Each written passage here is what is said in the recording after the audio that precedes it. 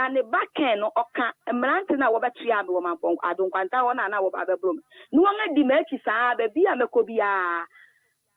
Omudi wati ba bia mekobia enti ono saa brante di minimum ana brante na okura ma emprenos wonya no fa amro me no ono di minimum no ya brante pipiri bi no ono no buye na no case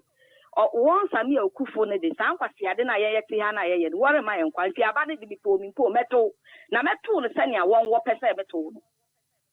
oh nti wana me so ni bu fu na me case mento efisa aba na yeto na nye dokuya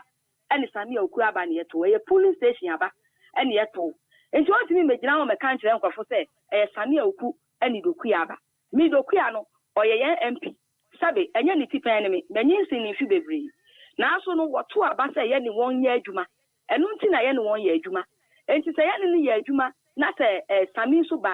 oye MPP ni ono so ye ni be ye adwuma but kwan na mo fa so ya mo ba na enye ni kwa awo mami misa wo ase nsemu a wo kan mami misa eye owura sami awuku waye na adwene ze obepa bibi ewo eye mpesua ne so ana me pa tell you also obeso oba MP nti ne boys ni nyina kropon aba woto we fi Akuapem mu nyina be bia ba woto we no won anto no say police station wo ko gina line ma wo se sami awuku ni pani dokuya ni pani sami awuku ni pani dokuya ni pani saa no wo ye okro yi so na abato no nyina no ekọ ne sen obi pra ho de sania mi station am kwa the way I know where ya water me nti me sa me niam na me tena kem na me ma me driver de me buy and I me catch yen committee chairman say okwan Sami Oku boys ne de me fa so no me ntimi nkoto aba na saa da nti me meche na emu adwo na ade kyen amato ya so e na o say yo ade kyen wo to ya so yara me sifi me fia me ye pe me tena kem pe na Land Cruiser black bi di mechi be bia me fa na kai di mechi bi chese ahometi wa asem a wo dwene ho a won ti ase ade aye hu bi wo kro yi so da adan na za Land Cruiser no telu be bia wo fa ye bia be bia ni ko bia be bia me fa bia na di mechi ase na misuro me hu nyina ayira me oni eye empesua ne so mpanyimfo a wo moda party nanimu etwetwe nkomo efa za mrantie na wo si wo ba some of the polling stations no muhunu eye wo machi ba bia wo mu fi a wo ba ho sa won ankasa kire ba bia wo fi maka kire o miura me chairman ankasa oye chairman party chairman Frank Apian juma amranti ni di no se wo frɛ na o ka kire wa wo bete adabi onyanto boase owura Frank Apia constituency chairman eye Akuapem North emrante no mba ho no e de omonsa keka na wana me se wo de car ko blocking wo wo fi mampon now record to between mampon to ehia mu gon wo de car ko blocking no ebi wo na echi na ebi wo na nim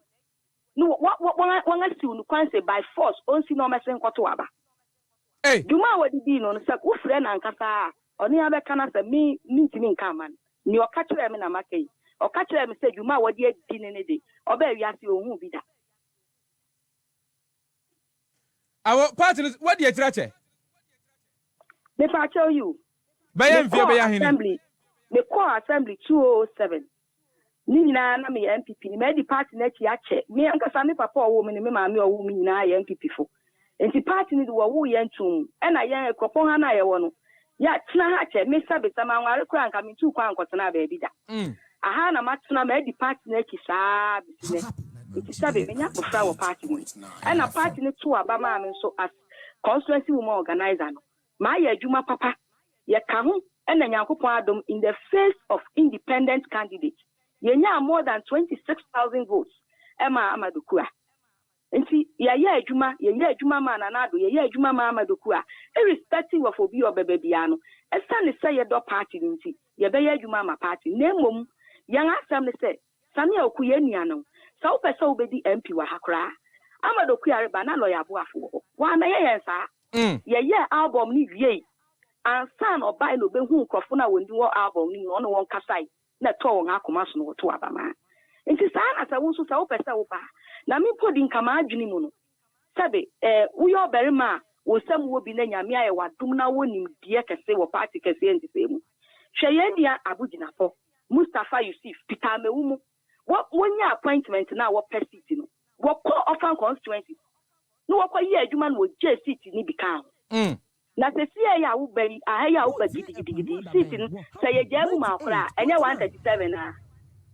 enye 137 na ade na nko pribi ni eye offer na uti adenta no se adenta seat nya NDC ni na te so me de me pe party ni ye me do party ni ma so party na che sabe me ntan obi amadokuya no o ma me hwe nye ni tipa nkora na me na mo party ni na kofa na bai say yen so mo nti ni yeso Sadu baby na party ni kese won penny diema no wodi ofofo ba sta na ye be koso ya so na ne na mum baby ade ne da no wa fan cha e be fiato ye pese ye breaking 8 na ye fa sa kwan yi so wuri ba police station now the atuo ne ma e be twakura Akuapem hu hia na say ye de ko hwan ma akura sa ye ni pa mi a wuri burumi so nyame ya adom na msan ba ewu mo organizer even ma ewu mo organizer bi emu pa community ni mi woni pa mi awo ya upa abra na bebisa mi woni papa esi sa oburo me na machi girafo ni nyina so e won yaw na aba ni dusu ya me den makoka kire won se won san to aba mai na aba no matimi ato awie de yenzi ni ntu wie ye so opahini na wode ne bra ye so o mehwa aba no so oba ni wa be take side na me nhwehwe ma ba mehu se nyanto ba se awoya wo se panyini no ayde ne ba se o mra mehwa aba no so no wono no ba no wa ba tie agina ba bi faako Yo, wati wajina ukashi chile no so ntie. Ye kodu committee na se ne ye kan sema. Ye puefi committee na se anu wa be ya de fufu. Na wo se saa no ye woni krom ni udwabe yani. Enu ya no de aba. Enu ya. Ye Akuapem for de obi anim sanya yete. Ye ntu aba ma ye nye saa de bi. Ya. Fiti NPP infiase besine. Aden na afi nkwa de wo ba na wo de so ha wo ba yen so wa. Enti dabe na opese obese ni ma yen na. Awoya daben na ba no mo be san koso bio. Esanze se de o kan de munya nto aba ne nwie enti munya hunu eye empanyimfo mbegina monam at the polling station. Daben na mo kwakoto aba ne bio. Ni ayesre ni se empanyimfo hwe anopai me kan se sabe opahini wo fia asedi amfo. Yenim say ya kasa impanyimfo wo nkran wote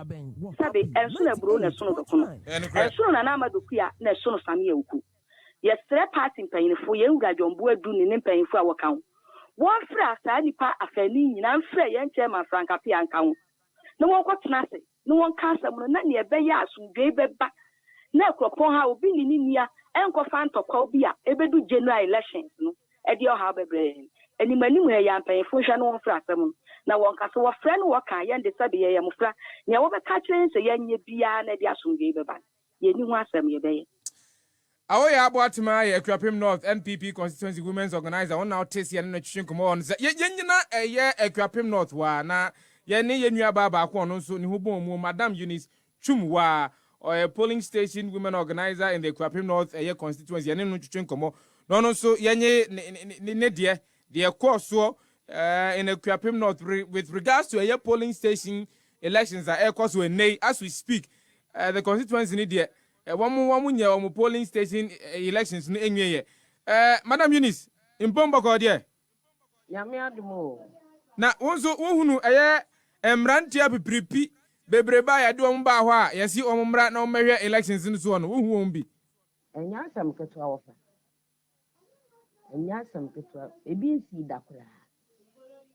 bihu bida 692 I didn't see Suman organizer. 98.9. I be ye Juma. I be say my boy for so